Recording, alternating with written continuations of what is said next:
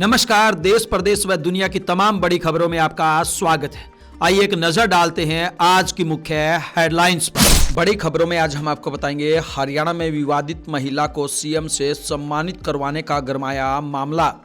महाकुंभ के entry point पर गुफा बनाकर रह रहा था आतंकी। बीजेपी नेता पर हमला, भाई के घर भी की फायरिंग। अमेरिका में मंदिर में तोड़फोड़, हिंदू विरोधी नारे भी लिखे। सोसाइटी में गिरा बालकनी का हिस्सा, लोगों में दहशत का माहौल। शिक्षा मंत्री ने कांग्रेस को बताया टूटा हुआ तांगा। सुहागरात पर दूल्हा दुल्हन की गई जान। BMW सवार युवक को बीच सड़क पेशाब करना पड़ा, महंगा दर्ज हुई FIR। राष्ट्रपति को चिट्ठी लिखकर करी अनोखी मांग, महिलाओं को दी जाए एक हत्या करने की छूट। टीम इंडिया ने 12 साल बाद जीती चैंपियंस ट्रॉफी। अब देखिए खबरें विस्तार से। बड़ी खबर में आइए सबसे पहले बात करते हैं विवादित महिला को सीएम से सम्मान दिलाने की। जी हां, हरियाणा में अंतर्राष्ट्रीय महिला दिवस पर जींद की समाज सेविका रेखा धीमान को इंदिरा गांधी पुरस्कार दिए जाने पर विवाद खड़ा हो गया है। धीमान से जुड़े विवादों के सामने आने के बाद हरियाणा मुख्यमंत्री कार्यालय ने इस पूरे मामले की रिपोर्ट तलब कर ली है। सीएमओ ने महिला एवं बाल विकास विभाग को इस मामले में लेटर लिखकर समयबद्ध रिपोर्ट मांगी है। सरकार की ओर से स्पष्ट निर्देश दिए गए हैं कि जो भी इस मामले में दोषी होगा उसके खिलाफ सख्त कार्रवाई की जाएगी। सीएम ने 8 मार्च को अंतर्राष्ट्रीय महिला दिवस पर पंचकुला में एक राज्य स्तरीय महिला सम्मान समारोह के दौरान सीएम नायब सिंह सैनी ने विभिन्न क्षेत्रों में सम्मान पाने वाली 50 महिलाओं को सम्मानित किया था। इसमें जींद की समाज सेविका रेखा धीमान का नाम भी शामिल था। हम आपको बता दें कि रेखा धीमान पर नशीला पदार्थ खिलाकर गलत काम करने का आरोप लगा था। इसके अलावा धमकी देने और अकाउंट से रुपए निकालने के भी आरोप लगे थे। कुरुक्षेत्र जिले में नरवाना ब्रांच नहर से 539 गोलियों के खोल बरामद हुए हैं। इनमें 32 बोर के 450 खोल, 12 बोर के 8 और 9 mm के 49 खोल शामिल हैं। इतनी बड़ी मात्रा में नहर से खोल मिलने से लोगों में हड़कंप मचा हुआ है। यह खोल किसी अपराध या अवैध गतिविधि से जुड़े हो सकते हैं। पुलिस इसकी जांच कर रही है। नहर में आसपास सर्च ऑपरेशन भी चलाया जा रहा है। रविवार को पानीपत नगर निगम चुनाव के लिए वोटिंग हुई। चुनाव आयोग के मुताबिक 50.1% मतदान हुआ है। अभी इसमें बदलाव संभव है। नतीजे 12 मार्च को आएंगे। वार्ड नंबर 4 और 24 को छोड़कर अधिकतर जगह मतदान शांतिपूर्वक रहा। पुराने बस स्टैंड के पास बनाए गए बूथ में डिप्टी स्पीकर करसन मिड्डा के बेटे रुद्राक्ष मिड्डा के घुसने पर विवाद हो गया। यहां पार्षद पद के लिए निर्दलीय उम्मीदवार अंजलि शर्मा के समर्थकों ने रुद्राक्ष से आइडेंटिटी दिखाने को कहा। इसके बाद भाजपा उम्मीदवार पंकज के समर्थक उन्हें छुड़ाकर ले गए।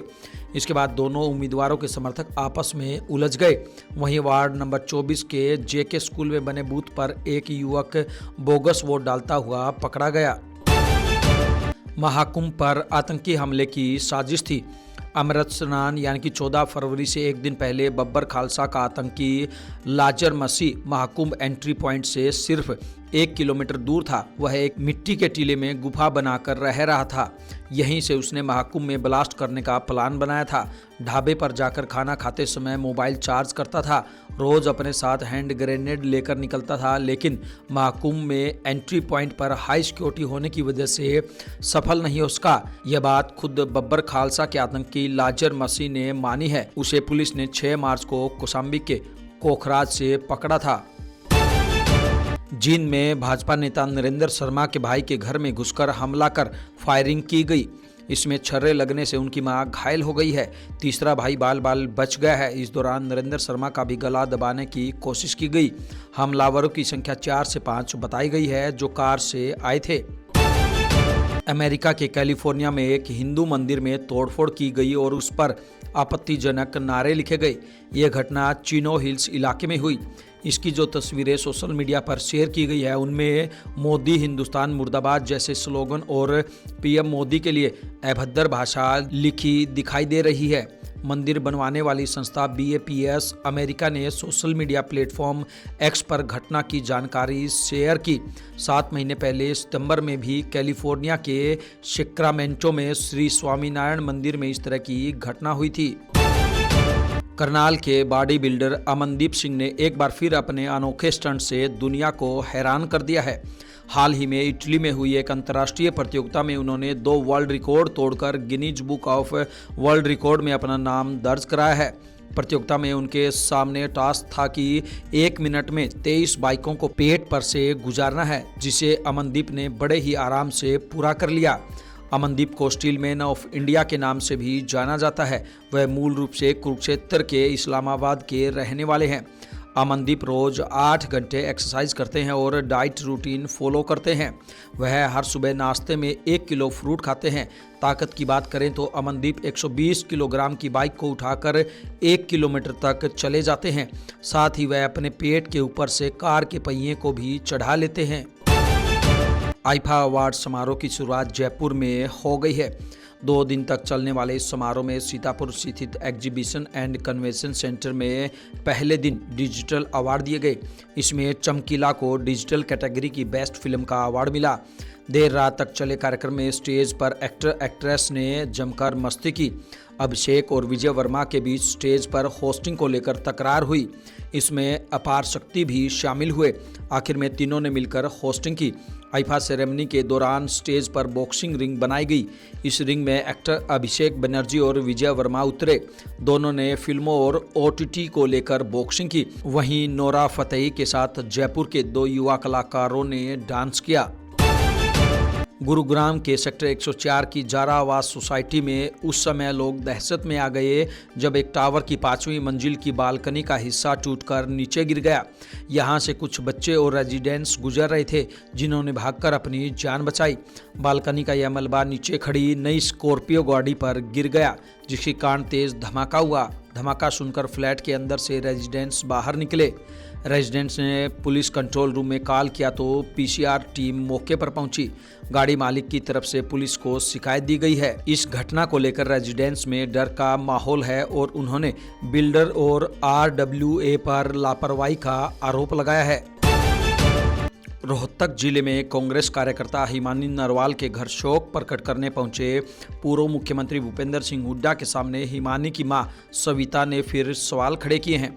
मां सविता ने कहा कि आरोपी सचिन अकेले यह काम नहीं कर सकता, इसके पीछे किसकी साजिश है यह सामने आना चाहिए। हिमानी की मां सविता ने कहा कि सचिन कर्जदार इतना था कि वह दुकान भी नहीं खोल रहा था। अब हिमानी की हत्या करने की उसकी प्लानिंग थी या कोई और मामला है, यह पता नहीं चल रहा। पुलिस ने केवल एक CCTV दिखाया जिसमें उसकी पीठ दिख रही है, जबकि चेहरा नहीं दिख रहा। CCTV में युवक लड़खड़ाता दिख रहा है जैसे फुल नशे में हो। मां सविता ने कहा कि जिस आदमी ने कभी एक चींटी तक नहीं मारी हो वह हत्या करके बॉडी को ठिकाने लगाने के लिए लेकर जाए, यह बात हजम नहीं हो रही। अगर उसी ने हत्या की है तो वह सामान क्यों लेकर गया? अगर सामान ले गया था तो वापस क्यों आया? यह जांच होनी चाहिए। रोहतक में पहुंचे प्रदेश के शिक्षा मंत्री महिपाल ढांडा ने कांग्रेस पर घेरते हुए कहा कि कांग्रेस को अपने लोगों व कार्यकर्ताओं पर विश्वास नहीं है, अपनी ही पार्टी के वर्करों पर भरोसा नहीं है, जिसके कारण कांग्रेस में अब कुछ नहीं बचा है।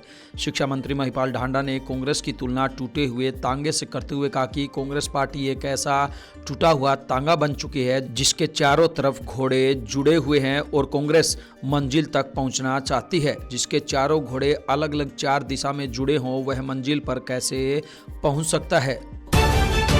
हरियाणा में चल रही 10वीं व 12वीं की परीक्षाओं को नकल मुक्त बनाने के लिए योजना तैयार की गई है। इसके तहत गठित उड़न दस्तों का रूट प्रतिदिन बदला जाएगा और अलग अलग होगा। उड़न दस्ते एक ही तय रूट पर नहीं चलेंगे, इसके लिए हर दिन नया रूट बनाया जाएगा।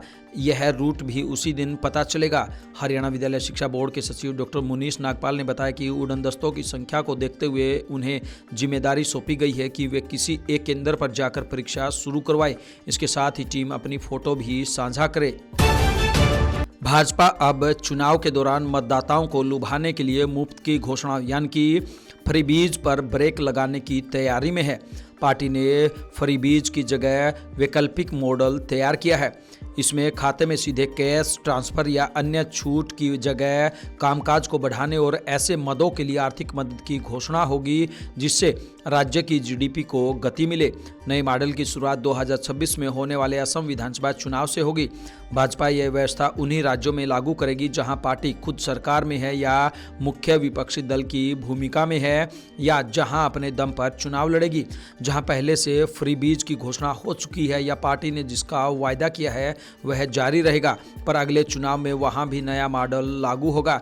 यानी 2028 के बाद भाजपा शासित सभी राज्यों में यह व्यवस्था होगी। भाजपा की कई मैनिफेस्टो कमेटी से लंबे समय से जुड़े रहने वाले एक वरिष्ठ नेता ने बताया कि दिल्ली चुनाव के दौरान ही शीर्ष नेतृत्व ने अगले चुनाव में फ्री बीज का वैकल्पिक मॉडल अपनाने के लिए रणनीति बनाने का विचार रखा था।